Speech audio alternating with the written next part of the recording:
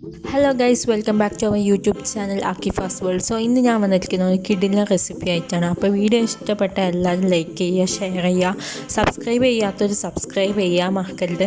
First നമുക്ക് pan ചൂടാക്കാൻ വെക്കാം. പാൻ ചൂടായി വരുമ്പോൾ നമുക്ക് അതിലോട്ട് കോക്കനട്ട് ഓയിൽ ഒഴിച്ച് കൊടുക്കാം. കോക്കനട്ട് ഓയിൽ ഒന്ന് ചൂടായതിന് ശേഷം നമുക്ക് അതിലോട്ട് ചോപ്പ് ചെയ്ത് വെച്ചിരിക്കുന്ന ഓണിയൻ ഇട്ട് കൊടുക്കാം. പിന്നെ അതിലേക്ക് ഒരു ടീസ്പൂൺ സോൾട്ട് ഇട്ടിട്ട് നമുക്ക് നല്ല വഴറ്റിയെടുക്കണം. എന്നിട്ട് പിന്നെ നമുക്ക് 2 table spoon ginger garlic paste ഇട്ട് കൊടുക്കാം. എന്നിട്ട് നല്ല വഴറ്റിയതിന് ശേഷം നമുക്ക് അതിലേക്ക് കറി ലീവ്സ് ഇട്ട് കൊടുക്കാം. പിന്നെ ബോയിൽ ചെയ്ത് വെച്ചിരിക്കുന്ന മുട്ടയുടെ ഉണ്ണി അതിലേക്ക് ഇട്ടിട്ട് നമുക്ക് എല്ലാം കൂടി നല്ല മിക്സ് ചെയ്യാം. ഇപ്പോൾ ഇതെല്ലാം കൂടി നല്ല വഴറ്റി വന്നിട്ടുണ്ടെങ്കിൽ ഇതിലേക്ക് നമുക്ക് 1/2 teaspoon pepper powder, 1/2 teaspoon garam masala powder, 1/2 teaspoon turmeric powder ഇട്ടിട്ട് നല്ല മിക്സ് ചെയ്യാം. ഇനി ഇതെല്ലാം കൂടി നല്ല കുക്കായതിനു ശേഷം നമുക്ക് ഫ്ലെയിം ഓഫ് ചെയ്യാം.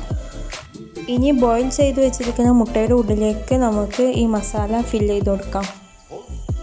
ഇനി ഇതിലേക്ക് നമുക്ക് മാവ് സെറ്റാക്കാൻ വേണ്ടിയിട്ട് 1/2 കപ്പ് മൈദയും 1/2 കപ്പ് കടലമാവും വേണം. എന്നിട്ട് അതിലേക്ക് വെള്ളം ഒഴിച്ചിട്ട് നല്ല മിക്സ് ചെയ്യുക. പിന്നെ 1/2 ടീസ്പൂൺ സോൾട്ടും 1/2 ടീസ്പൂൺ കാശ്മീരി ചില്ലി പൗഡറും ഇടുക.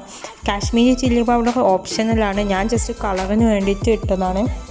ഈ ഒരു കൺസിസ്റ്റൻസിയാണ് നമുക്ക് വേണ്ടത് മാവ്. ഇനി നമുക്കിതൊന്ന് ഫ്രൈ ചെയ്തെടുക്കാം.